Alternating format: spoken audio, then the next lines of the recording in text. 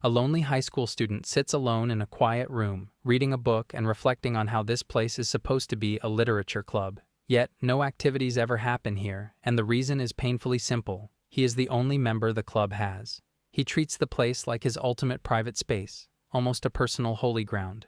In the middle of that quiet, a girl suddenly opens the door and walks in without asking, leaving him startled as he realizes someone has entered the room uninvited. She steps into the room and immediately panics, moving in a strange, frantic way, while he has no idea how to handle her or the situation. Without warning, she comes straight toward him and ends up bending into his lap. In that moment, his gaze drifts somewhere it absolutely shouldn't, and a deep blush rises on his face. She moves right over him, slips behind his cushion, and hides there quietly, settling into complete silence. He questions the girl about what she is doing, but before anything makes sense, another girl walks through the door. With a cold expression, she inquires if a girl in a tracksuit came in here. The one hiding behind him silently begs him not to reveal anything, so he replies that he hasn't seen anyone like that. Hearing this, she sighs in annoyance and walks out. After she leaves, the girl behind him stands up, thanks him with a thumbs up and a quiet, "Thank you." But he still can't make sense of what just happened. She then begins explaining that she really hates the activities of this club.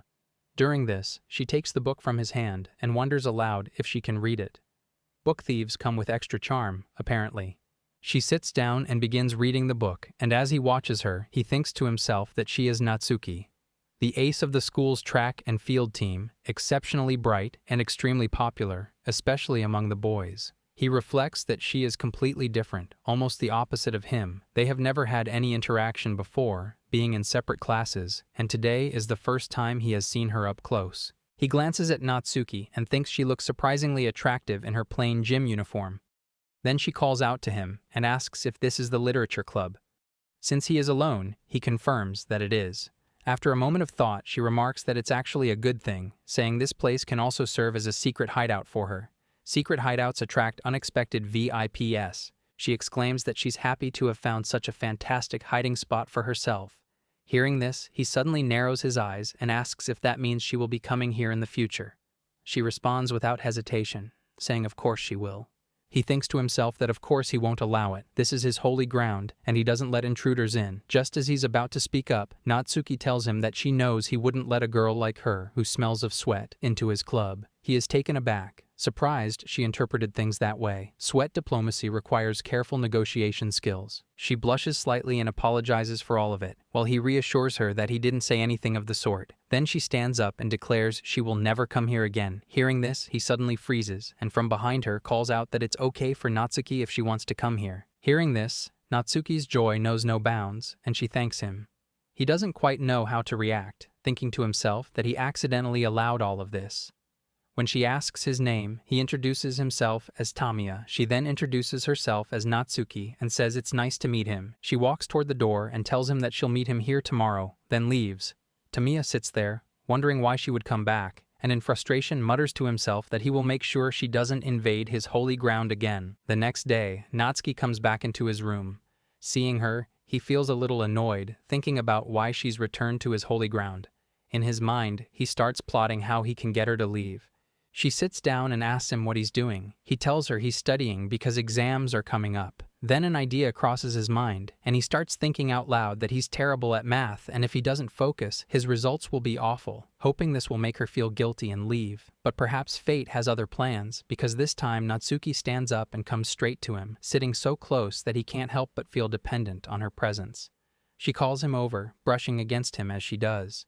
She tells him that she'll teach him, since unlike her looks, she's actually quite good at math.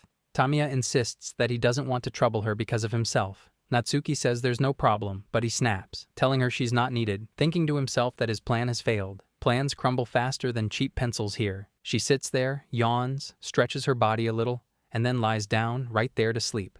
Tamiya watches her, thinking that Natsuki probably has no idea he's sitting in the same spot while she sleeps so carefree. He sees her lying on the floor and realizes that she has fallen asleep. She looks completely relaxed. He decides to ignore her and focus on his studies, but his eyes keep drifting back to her. He blushes deeply as he looks at Natsuki's body, but quickly tells himself he shouldn't be doing that. He refocuses on his studies, and as he turns his attention fully to his work, he remembers that there's another pencil in his pencil case that he had bought. But now Natsuki is lying between him and his bag, and he hesitates, wondering what he should do. Then it strikes him that she actually came into his room on her own, so he shouldn't make a scene. After all, she's here taking responsibility for her own actions. He carefully reaches over Natsuki and tries to grab his bag, but as soon as his hand touches it, his balance wavers. Losing control, he suddenly starts to fall. In the process, his hand accidentally lands directly on her chest, while she, still half asleep, probably has no idea what just happened. The tension in the room skyrockets, and Tamiya has no idea what to do. Suddenly, panic grips him when he hears her stirring from sleep. He quickly explains, shouting that she shouldn't misunderstand him. He was only trying to grab his bag. But she ignores him, thinking she's overslept, and rushes back toward her own club. Tamiya sits there, looking at his hands and blushing, relieved that he didn't cause any misunderstanding. Meanwhile, Natsuki actually ends up misunderstanding him in her own way. The next day, Tamiya sits in the club room, lost in deep thought. His mind keeps drifting back to the accident from the previous day. He looks at his hand, thinking that a whole day has passed, yet the sensation hasn't faded. Everything had felt far too soft, but he wonders why he's thinking about all of that and tells himself that maybe it's the devil forcing him to dwell on such things. Just then, Natsuki repeats the word devil, making him startle. He asks when she arrived, and she replies that it was just now. She then asks Tamiya if she can request a favor. He wonders what kind, and she explains that she needs his fridge, pointing out that she wants to store water in it because outside it will quickly reach room temperature. She makes this request directly to him. He reflects on how shameless she is, trying to take over his fridge without asking. Meanwhile, she tells Tamiya that she won't use it for free, so he can ask her for anything in return, playfully. Hearing this, Tamiya suddenly freezes, his eyes locked on a single spot. Deep down, he realizes that what he actually wants from Natsuki is something entirely different. She looks at him and asks if he wants to touch them, giving him permission. Hearing this, Tamiya blushes deeply and slowly moves his hand toward her. She ends up lying down on the floor, and Tamiya tries with all his effort to touch her. But all of this is just in Tamiya's mind, his own thoughts running wild. Then he tells Natsuki that she can use the fridge however she likes. She thanks him, places the bottle inside, and leaves the room. He inwardly remarks that once again he couldn't refuse her and ended up agreeing. He picks up a soda can, pours it into a test pan, then heads to the vending machine to get a drink, all while telling himself he seriously needs to calm down. Calm down advice ignored by Brain entirely. He tells himself that if he treats the chest as nothing more than fat, it won't cause him any real trouble. With that thought, he drinks from the bottle while walking back into the room, feeling more relaxed. He puts the rest of the bottle into the fridge and settles onto his cushion. The school day ends, and Natsuki walks through the door, moving with the heavy air of someone completely exhausted. She heads straight toward the fridge, wanting something to drink. When she opens it, she notices 2 bottles placed inside. Tamiya watches the moment in silence. Bottles now potential diplomatic incidents. Natsuki takes out both bottles and looks toward Tamiya, asking which one is hers since they appear to be the same drink.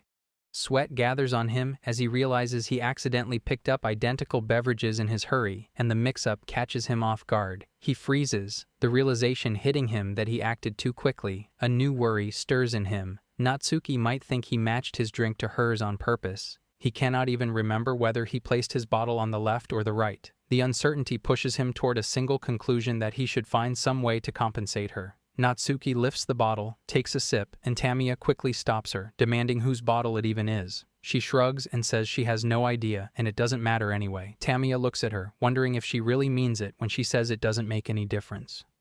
The next day, Natsuki and Tamiya sit reading their books. Tamiya sees her, stands up from his cushion, and tells her that she should get up from the floor and sit on the cushion. Tamiya thinks it's not very proper for Natsuki to sit on the floor, but she says it's fine and that there's no problem. He looks at her, then lowers his eyes slightly, wondering why he's giving her so much space when he had originally planned to get her out of the room. He thinks that it doesn't feel right for him to sit on the sofa while she stays on the floor. An idea forms in his mind, and when Natsuki comes to his club room the next day, some things have changed. This time, Tamiya sits on the floor, leaving the sofa empty. His plan is that when she sees the empty sofa, she will sit on it. He watches her secretly with one eye, wondering what she will do, thinking to himself that this time he won't mind, as it might give his mind a bit of peace. But instead, Natsuki comes over and sits on the floor next to Tamiya. Seeing this, he panics, wondering why she didn't sit on the sofa. He notes that she shouldn't be sitting so close, because being near her makes him feel a little strange. He calls out, asking why she isn't sitting on the sofa. She says the floor is fine and that he should take the sofa himself. Hearing this, Tamiya thinks that maybe the sofa is dirty or smelly, which is why she isn't sitting on it. He gets up and takes a spray in his hand. He sprays the sofa to get rid of any smell, but seeing this, Natsuki is startled and covers herself, feeling embarrassed. She asks Tamiya if the smell really came from her, and he quickly assures her that it did not. He explains that he thought the smell was coming from the sofa, not from her, so she hadn't been using it. As he thinks this, another idea forms in his mind. The next day, when Natsuki enters the clubroom, she sees the cushion. She smiles and moves closer to it. Tamiya tells her that she can use the cushion, explaining that he bought it recently and it's completely clean. She asks if Tamiya bought it, and he confirms that he did. She says she will pay him for it, but he tells her to accept it as a gift from him. Hearing this, a blush spreads across her face. Tamiya tells her not to overthink it since it was inexpensive. Then she moves closer and takes his hand. Seeing this, Tamiya blushes deeply while Natsuki smiles brightly and thanks him. He cheerfully tells her that it was nothing. Then Natsuki starts using the cushion and seems to be enjoying it a lot. Tamiya thinks she looks quite comfortable, but what really crosses his mind is whether his thoughts and actions are matching what Natsuki wants. He watches her sitting on the cushion, clearly enjoying herself and smiling. Looking at her, he muses that she shouldn't be making such a happy face.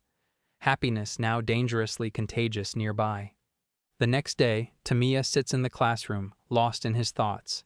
Two boys, Oka and Ushima, walk over and ask him what his expression means, saying he looks like he's in love.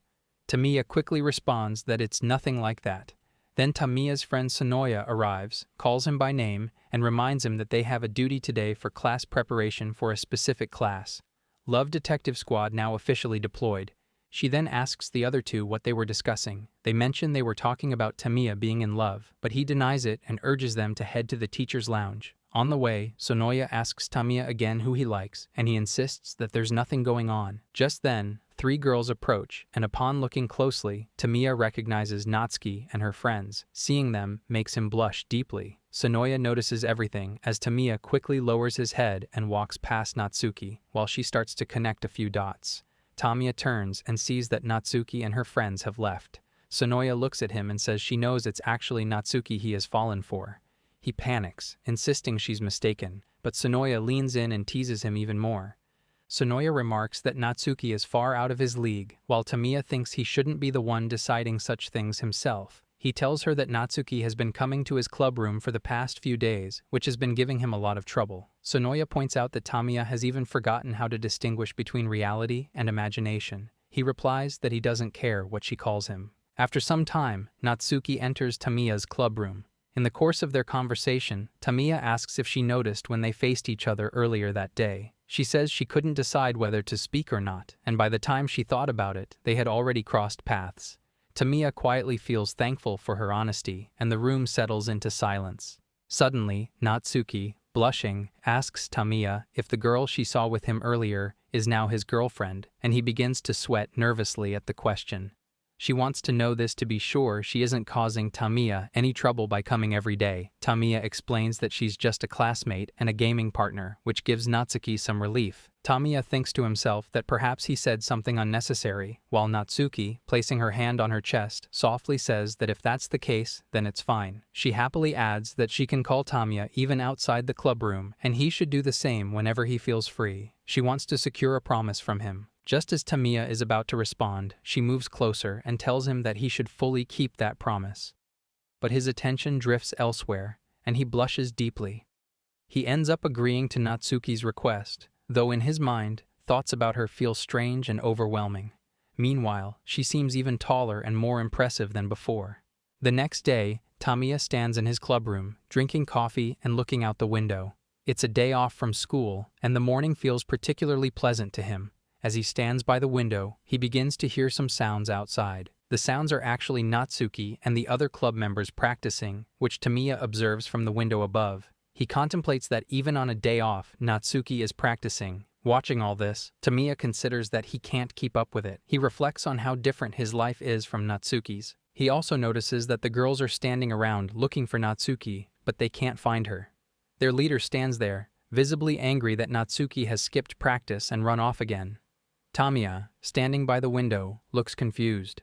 He sips his coffee, watching the scene, when suddenly Natsuki appears behind him, places her hand on his shoulder, and calls his name, surprising him completely. He's so startled that he coughs, and some of his coffee spills from his mouth. He asks when she came here, and she explains that as she was running, she spotted Tamiya's figure at the window. He reflects that he shouldn't have been careless in class and asks if Natsuki really does club activities even on a day off, knowing it must be hard for her. Natsuki, meanwhile, mentions on her own that she doesn't understand why she's been sweating so much since the morning. Then she takes out a body sheet, wiping herself and removing sweat from all over her body.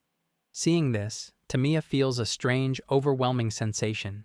He thinks that Natsuki shouldn't be wiping her body in front of him, as these things are usually done in the locker room. He feels that perhaps she doesn't see him as a man, which is why she's acting so comfortable here. Meanwhile, Natsuki throws the used sheet into the trash, but Tamiya's eyes remain fixed on it. He's still staring at the trash bin when she asks him if something happened. He jumps in surprise and hurriedly insists that he wasn't looking at the trash bin at all. In his mind, he knows that was a close call. Then, while smiling, she asks if she can have some coffee. Tamiya nervously prepares it for her and hands her a cup. She thanks him, sits on the cushion, and starts drinking.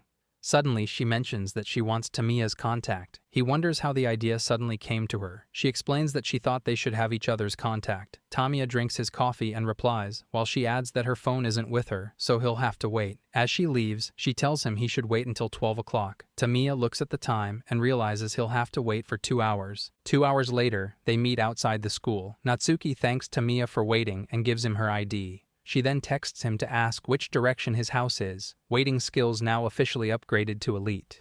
He reads the message, surprised, and answers that his house is along the way, so they'll need to take the train. Natsuki smiles and looks at her phone again, texting that they should go together to the station. Tamiya understands her and replies yes on his phone. They both start walking together. The next day, Natsuki enters the clubroom again and sits down to read her book.